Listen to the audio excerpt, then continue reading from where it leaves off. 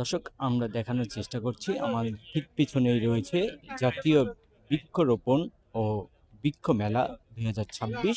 আমরা আজকে দেখব বৃক্ষরোপণ ও বৃক্ষ মেলার ভিতরে কি কি বৃক্ষ পাওয়া যায় এবং জানবো ব্যতিক্রমী কি কি গাছ রয়েছে।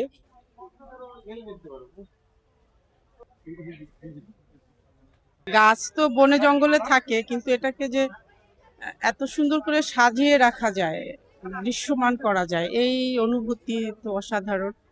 আর অসাধারণ ফিলিংস, মানে গাছকে ভালোবাসার জন্য, গাছকে নিয়ে মেতে থাকার জন্য, গাছের সাথে সময় কাটানো, গাছকে নিয়ে ভাবনা চিন্তা করবার মতো অনেক খোরাক এখানে বৃক্ষ মেলায় আসলে মানুষের ভেতরে গাছপালা নিয়ে নতুন করে মনোযোগ দেওয়ার একটা আগ্রহ তৈরি হয়।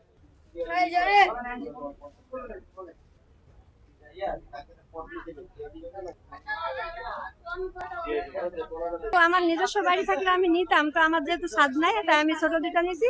আর আমার নাতিনের নিজস্ব বাড়ি, এর জন্য আমি ওর জন্য একটা নিয়ে দিয়েছি, আরেকটা নিব। অন্য অন্য বছরতে এবার ভালো, কারণ 10 বছর ধরে মেলা উদ্বোধন হয় নাই, কিন্তু এই বছর মেলা উদ্বোধন হওয়াতে অনেক ক্রেতা আছে। ঢাকা হচ্ছে আপনার যানজটের শহর, আর এটার মাঝখানেই কিন্তু এই নিরিবিলি একটা জায়গার মধ্যে প্রত্যেক বছর মেলা হয়, যেটা আমাদের ঢাকাবাসী তথা সারা বাংলাদেশের মানুষদের জন্য খুবই উপকারী।